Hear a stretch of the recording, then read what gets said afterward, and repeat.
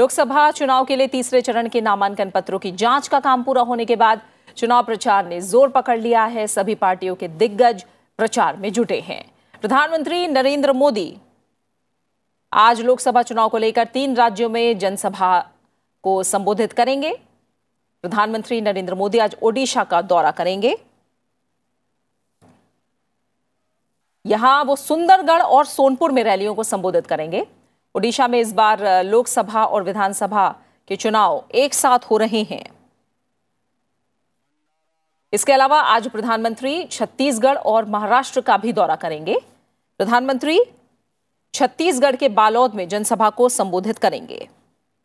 वहीं वो महाराष्ट्र के नांदेड़ में भी रैली को संबोधित करेंगे।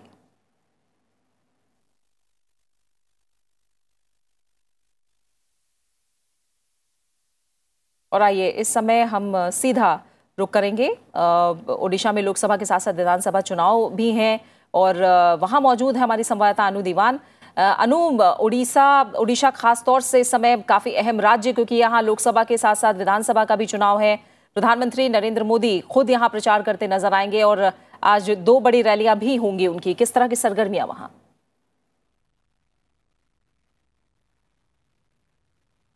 बिल्कुल प्रीति, ओडिशा इस बार बेहद अहम हो गया क्योंकि लोकसभा के साथ साथ विधानसभा चुनाव भी हैं और ये पीएम की यहाँ पे तीसरी रैली होगी। इससे पहले वो कालाहांडी में भी कर चुके हैं, जो कि पहले फेज में जिसका चुनाव होना है, लेकिन आज जहाँ कर रहे हैं सोनपुर और सुंदरगढ़ में, वहाँ पे दूसरे चरण में चुनाव होना है। वैसे अगर प्रीति देखा जाए तो पिछले चुनावों की बात की जाए तो सुंदरगढ़ ही एक वो सीट थी जहाँ पे बीजेपी ने जीत हासिल की थी। तो अगर देखा जाए तो ये सीट बीजेपी के लिए बेहद अहम हो जाती है क्योंकि वहां से उनके केंद्रीय मंत्री जुएल ओराम को इस बार दोबारा से टिकट दिया गया है और ये उनका 7वां चुनाव होगा। तो अगर मैं प्रीति पीछे अगर जिस तरह से हम यहाँ पे लोगों से बात कर रहे थे तो काफी सारे मुद्दे लोग हैं जो इस बार लेके जा रहे हैं और बीजेपी और कांग्रेस इस बार यहाँ पे त्रिकोणीय मुकाबला देखा जा रहा है। अगर सुंदरगढ़ की ही बात करें तो जुएल ओराम जो कि केंद्रीय मंत्री थे, वो पिछली बार चुनाव जीते थे और उनका जीत का आंकड़ा भी जो था वो ठीक ठाक था। तो बीजेपी के लिए ये सीट तो अहम है ही है, लेकिन इस बार बीजेपी अपनी जीत के जो नंबर ऑफ सीट्स है उसको बढ़ाने के लिए भी पूरा अपनी जान झोंक रही है।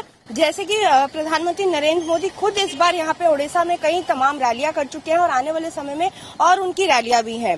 तो जुएल ओराम जो थे उन्होंने वहाँ पे पिछली बार एक सीट जो जीती थी वो यही वाली थी। इसके साथ साथ बीजेपी ये भी कर रही है, अगर विधानसभा की बात करें तो वो कम से कम 144 में से 147 में से 120 सीटें जीतने का दावा कर रही है। तो तमाम मुद्दे हैं, जैसे कि बेरोजगारी हो गई, ट्राइबल्स के काफी सारे मुद्दे हैं, यहाँ पे महिलाओं के मुद्दे हैं। उन सब मुद्दों को लेकर जो बीजेडी सरकार के 19 साल की नाकामी रही है, जहाँ पे हेल्थ सर्विसेज को लेकर काफी यहाँ पे दिक्कतें देखी गई हैं क्योंकि कोई भी मल्टी स्पेशलिटी हॉस्पिटल नहीं है। जो लोग इस बात को उठा रहे हैं क्योंकि उनको इलाज के लिए कहीं और जगहों पे जाना पड़ता है। तो इन मुद्दों को लेकर बीजेपी आगे अपना चुनाव प्रचार कर रही है और बीजेडी सरकार जो कि 19 साल से यहाँ रही है उसके खिलाफ यहाँ पे वोट की बात कर रही है क्योंकि वो ये दिखा रही है कि किस तरह बीजेडी सरकार नाकाम रही है और लोगों को जो बेसिक इंफ्रास्ट्रक्चर है, जो बेसिक फैसिलिटीज है, वो प्रोवाइड नहीं कर पाई। बिल्कुल, एंटी इनकम्बेंसी और सरकार की नाकामियों को उजागर करके बीजेपी यहाँ जरूर अपने लिए फायदा देखती नजर आ रही है और आज प्रधानमंत्री नरेंद्र मोदी ओडिशा में प्रचार करते भी नजर आएंगे। फिलहाल बहुत बहुत शुक्रिया आपका अनु, इस जानकारी को हम तक पहुंचाने के लिए। वहीं बीजेपी स्थापना दिवस पर गांधीनगर लोकसभा सीट से उम्मीदवार और बीजेपी अध्यक्ष अमित शाह आज 2 रोड शो करेंगे। ये रोड शो अहमदाबाद शहर के पश्चिमी इलाकों से गुजरेंगे। पहला रोड शो अहमदाबाद के बाहरी इलाके सरखेज से शुरू होगा और वस्त्रपुर में हवेली पर खत्म होगा, जबकि शाम के वक्त अमित शाह का दूसरा रोड शो साबरमती क्षेत्र से गुजरेगा। वहीं केंद्रीय रक्षा मंत्री निर्मला सीतारमण भी आज आणंद, वडोदरा और अहमदाबाद में चुनावी जनसभाओं को संबोधित करेंगी। वहीं कांग्रेस अध्यक्ष राहुल गांधी आज उत्तराखंड दौरे पर रहेंगे। राहुल गांधी आज पौड़ी गढ़वाल के श्रीनगर के GINTI मैदान में जनसभा को संबोधित करेंगे। इसके बाद वो अल्मोड़ा और हरिद्वार के पंथ द्वीप पार्किंग मैदान में चुनावी रैली को संबोधित करेंगे। कांग्रेस महासचिव प्रियंका गांधी आज उत्तर प्रदेश के फतेहपुर के दौरे पर रहेंगी। बीएसपी प्रमुख मायावती आज उत्तराखंड का दौरा करेंगी। मायावती रुड़की और रुद्रपुर में चुनावी सभाओं को संबोधित करेंगी। दिल्ली के तालकटोरा स्टेडियम में यूपी अध्यक्ष सोनिया गांधी और कांग्रेस अध्यक्ष राहुल गांधी की मौजूदगी में विपक्षी दलों के नेता आज जुटेंगे। माना जा रहा है कि इस आयोजन का मकसद विपक्षी दलों को एक न्यूनतम साझा कार्यक्रम के तहत लाना है। सोनिया गांधी ने हाल में जिन विपक्षी दलों के साथ एकता दिखाई थी, उन्हीं दलों को इस बैठक में बुलाया गया है। इनमें 200 से ज्यादा तमाम क्षेत्रों के एनजीओ और सिविल सोसाइटी के संगठनों को भी न्योता दिया गया है। वहीं पश्चिम बंगाल के मुख्यमंत्री और टीएमसी प्रमुख ने एनआरसी और नागरिकता बिल को केंद्र सरकार की ओर से दिए गए लॉलीपॉप करार दिया है। कल असम में पार्टी के लिए चुनाव प्रचार कर रही ममता बनर्जी ने धुबरी में रैली की। उन्होंने एनआरसी और नागरिकता बिल के नियमों को साजिश करार दिया। ममता बनर्जी ने कहा कि केंद्र सरकार ने लोगों को गुमराह करने के लिए ये 2 लुभावने कदम उठाए हैं।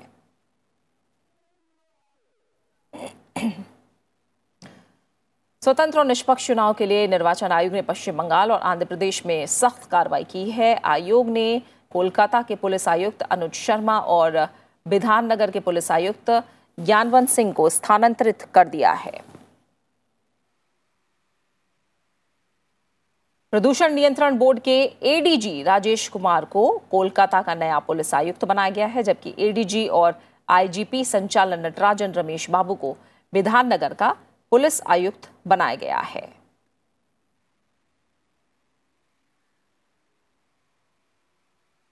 इसके अलावा आयोग ने बिधाननगर के डीसी अवन्नू रविंद्रनाथ को बीरभूम का नया पुलिस अधीक्षक नियुक्त किया है। 3rd बटालियन के डीसी केपी श्रीहरि पांडे को डायमंड हार्बर का पुलिस अधीक्षक नियुक्त किया गया है। आयोग ने आदेश को तत्काल प्रभाव से लागू किया जाना है और स्थानांतरित अधिकारियों के संबंध में एक अनुपालन रिपोर्ट अगले 24 घंटों के भीतर भेजनी है। बीजेपी नेताओं की शिकायत के बाद यह कार्रवाई की गई है और विपक्षी दलों ने इन तबादलों का स्वागत किया है।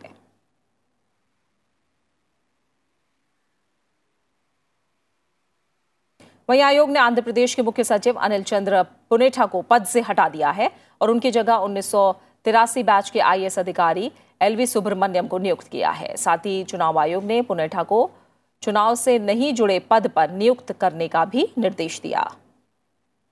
वो मई के अंत में सेवानिवृत्त हो रहे हैं। पुनेठा ने 27 मार्च को आंध्र प्रदेश उच्च न्यायालय में एक रिट याचिका दायर करके चुनाव आयोग के उस आदेश को चुनौती दी थी, जिसके तहत खुफिया विभाग के महानिदेशक एबी वेंकटेश्वर राव का तबादला करने का आदेश दिया गया था। वहीं उच्च न्यायालय ने बीते शुक्रवार उनकी याचिका खारिज कर दी थी।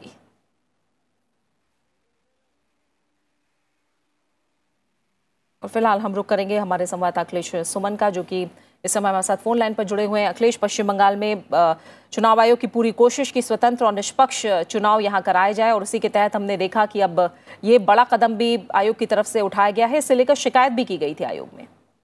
निश्चित तौर पे प्रीति, बहुत सारे जो राजनीतिक दल हैं, तकरीबन सारे विपक्षी दलों का यह आरोप था और उनको यह आशंका थी कि चुनाव में अगर पुलिस प्रशासन को ठीक नहीं किया गया तो स्वतंत्र और निष्पक्ष चुनाव होना संभव नहीं है, क्योंकि लगातार लोगों की शिकायतें थी, जनता की भी शिकायतें थी कि उनका वोट देने का जो उनका अधिकार है वो कई बार छीन लिया जाता है, उनको नहीं मतदान केंद्र पर जाने दिया जाता है। यहाँ तक ऐसी भी शिकायतें हमने सुनी कि उनको घरों में जाकर बोल दिया जाता है कि आपको वोट नहीं देना है। मतलब अगर विपक्षी दल के वोटर को होता है कि अगर ये विपक्षी दल को वोट देंगे तो उन्हें मना कर दिया जाता है जबरदस्ती कि आपको वोट देने नहीं जाना है।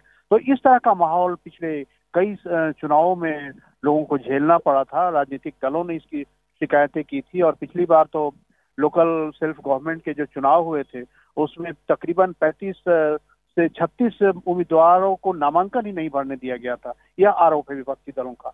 तो ऐसी स्थिति में चुनाव आयोग ने यह जो कदम उठाया है यह बहुत ही मुझे लगता है कि प्रभावी है।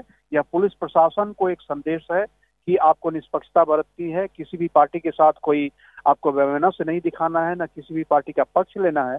और सबसे महत्वपूर्ण बात यह है कि जनता के अंदर भी एक संदेश जाएगा कि हाँ, चुनाव आयोग कर रही है ताकि आप मतदान केंद्र पर जाकर अपने मनपसंद उम्मीदवार को वोट माहौल में आप एक जो और बात एक और बात मैं बताना चाहता हूँ कि एक जो महत्वपूर्ण चुनाव आयोग का निर्णय है डायमंड हार्बर से पुलिस सुप्रिंटेंडेंट को हटाया गया है। डायमंड हार्बर ममता बनर्जी का सबसे प्रतिष्ठित सीट है, क्योंकि उनके भतीजा अभिषेक बनर्जी वहां से खड़े हैं और अभिषेक बनर्जी का लोग कहते हैं कि एक छत्र राज है। तो वैसे में पुलिस सुपरिटेंडेंट का बदला जाना बिल्कुल एक संदेश है।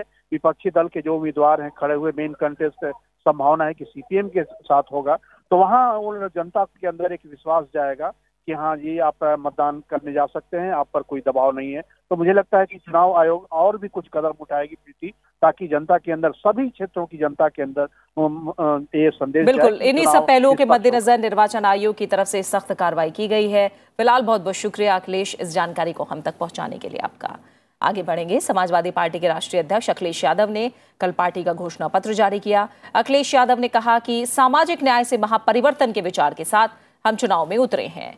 उन्होंने कहा कि अमीरी गरीबी की खाई बेहद गहरी हो चुकी है, हम सभी वर्गों के हितों का ख्याल रखेंगे।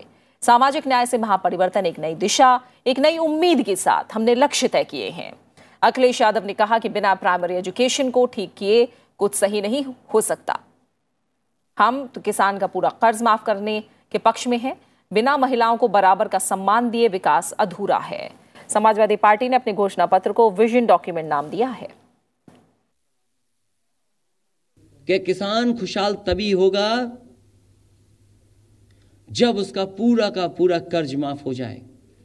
समय समय पे जो सरकारें चुनाव में गईं, उन्होंने वादे किए किसान को और कहा कि हम कर्जा माफ करेंगे, लेकिन नियम ऐसे बना दिए कि किसानों के कर्ज माफ नहीं हुए। हम उदाहरण में नहीं जाना चाहते, ना उत्तर प्रदेश के उदाहरण में जाना चाहते हैं, ना मध्य प्रदेश के उदाहरण में, लेकिन किसान का पूरा कर्ज माफ हो, इस पक्ष में हम लोग हैं। प्रगतिशील समाजवादी पार्टी ने भी कल अपना घोषणा पत्र जारी किया। इस मौके पर पार्टी अध्यक्ष शिवपाल सिंह यादव ने कहा कि उनकी पार्टी सत्ता में आई तो निजी क्षेत्र में भी आरक्षण दिया जाएगा, साथ ही सभी संविदा कर्मियों को स्थायी करने पर विचार किया जाएगा। लोकसभा स्पीकर और बीजेपी नेता सुमित्रा महाजन ने मध्य प्रदेश के इंदौर लोकसभा सीट से चुनाव लड़ने से इनकार कर दिया है। साथ ही इंदौर से टिकट को लेकर अनिर्णय की स्थिति पर सवाल उठाया है। उन्होंने कहा कि बीजेपी ने अभी तक इंदौर में अपना उम्मीदवार घोषित नहीं किया, जिससे चुनाव प्रचार में देरी हो रही है। उन्होंने कहा कि इस बारे में पहले ही पार्टी में वरिष्ठों से चर्चा कर ली गई थी। वो चुनाव नहीं लड़ेंगी, लेकिन पार्टी के असमंजस को देखते हुए वो इसका ऐलान कर रही हैं। पार्टी को मैंने ये चिंता से मुक्त किया कि ताई को कैसा लगेगा मत सोचो, ताई पार्टी के लिए है, पार्टी ने बहुत कुछ मुझे दिया, जी जान से हम सभी मिल करके चुनाव लड़ेंगे। मगर कुछ निर्णय लेने में अगर संकोच किसी कारण से होता हो तो वो मेरी तरफ से मैंने कह दिया, संकोच मत करो, नहीं लड़ूंगी मैं।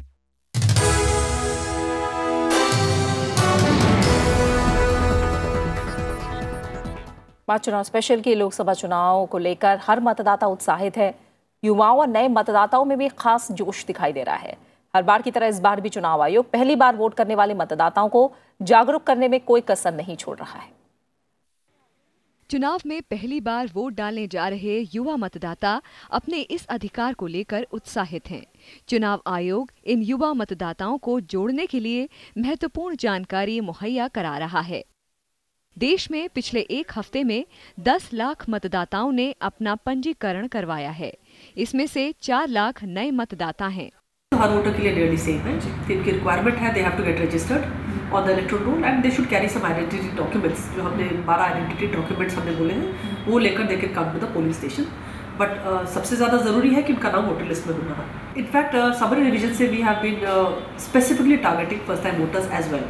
Biggest gap is in this particular category 18 to 19 years, क्योंकि I think students are busy with their exams and with their education. युवा मतदाताओं का कहना है कि वो अपने मताधिकार का उपयोग करेंगे और साथ ही वो दूसरे युवा मतदाताओं से भी वोट डालने की अपील कर रहे हैं। एक्साइटेड तो मैं बहुत हूँ पहली बार वोट को लेकर, और मैं एक्सपेक्टेशंस भी मेरी यही हैं कि गवर्नमेंट जो भी मैनिफेस्टो में जो भी पॉलिसीज़, जो भी वादे कर रहे हैं, जो भी प्रोमिसेस हो रही हैं, उसको कंप्लीट किया जाए, सिर्फ वो वादा ना रह जाए। फर्स्ट टाइम वोटर हूँ तो मैं इस बात से खुश हूँ कि मुझे पहली बार इस मौका मिलेगा कि मैं डिसीजन मेकिंग में अपना योगदान दूँ, गवर्नमेंट मेकिंग में योगदान दूँ। तो ये मेरे लिए बहुत ही एक फेस्टिवल है, डेमोक्रेटिक फेस्टिवल कह सकते हैं मेरे लिए। आंकड़ों की बात करें तो जहाँ 2014 में 81 करोड़ 45 लाख मतदाता थे, साल 2019 में उनकी संख्या बढ़कर 90 करोड़ हो चुकी है। इस बार कुल मतदाताओं में 1.5 करोड़ से ज्यादा मतदाता पहली बार मतदान करेंगे। प्रधानमंत्री नरेंद्र मोदी पहली बार वोट देने वाले मतदाताओं से रविवार को संवाद करेंगे। लीना शर्मा, राज्यसभा टीवी। भारत पाकिस्तान की अंतर्राष्ट्रीय सीमा पर स्थित है आरएसपुरा सेक्टर का सुचेतगढ़ गांव। सीमा पर तनाव होने पर यहां के रिहायशी इलाकों में भी पाकिस्तान की तरफ से अकारण गोलीबारी होती रहती है। लोकसभा चुनाव में सीमावर्ती इलाके में सबसे बड़ा मुद्दा शांति का है। इस सीमावर्ती इलाके का दौरा किया हमारे संवाददाता रवींद्र सिंह शोरान ने। हम लोग इस वक्त भारत पाकिस्तान की अंतर्राष्ट्रीय सीमा पर खड़े हुए हैं और ये रघुनाथ मंदिर है जो सुचेतगढ़ गांव और आरएसपुरा रणवीर सिंहपुरा सेक्टर के तहत आता है। ठीक मेरे पीछे आप अगर देख पा रहे हैं कि भारत और पाकिस्तान की जो सीमा अंतर्राष्ट्रीय है वो ठीक मेरे पीछे है। हमारे साथ कुछ लोग हैं जो कि इस इलाके के सुचेतगढ़ के हैं जो भारत और पाकिस्तान की सीमा पर है। वहाँ पर वो लोग रहते हैं और उनका जीवन किस तरीके का है उससे हम लोग बात करेंगे। लगातार यहाँ पे शेलिंग्स होती है, कई बार गोलाबारी भी होती है। आपका गांव के बीच से सीमा रेखा जो है वो भारत और पाकिस्तान की वो निकलती है, तो किस तरह की तकलीफ़ें हैं, क्या क्या मुद्दे हैं आप लोगों के? सर, जो हमारा आपने देखा जैसे गांव बिल्कुल सीमा के नज़दीक है, कम से कम कोई 200 मीटर की दूरी पे है, कोई 500 मीटर की दूरी पे है। जब फायरिंग होती है तो सर बहुत दिक्कत आती है। तो कुछ ऐसा होना चाहिए कि जो सरकार हमारे नियम मतलब कुछ ठोस कदम उठाए। जैसे पहले लोगों ने ये मसला उठाया था कि हमें 5 मरले की जगह दी जाए, बट वो ऐसा कुछ नहीं हो सका। लंबे अरसे से आप भी सीमा पर रहते हैं। जी सर। जब तनाव होता है तो जीवन में किस तरीके से बदल जाता है? जीवन तंगी तो होती है। फौज उठाती है घर में, चलो वापस चले जाओ, तो हम जाते ही नहीं, कहाँ जाएंगे। पीछे जो सरकार ने पहले लॉन्च किया था हम 5 मरले जगह देंगे, अपने मकान पीछे बना देंगे, वो तो सरकार ने मानी ही नहीं। जब इलेक्शन आती है वही मुद्दा उठाते हैं। यहाँ सबसे बड़ा मुद्दा यही है कि शांति की बहाली की जाए। जो भी सरकार आए वो सबसे पहले कदम उठाए कि किस तरीके से इस इलाके में शांति बहाल हो।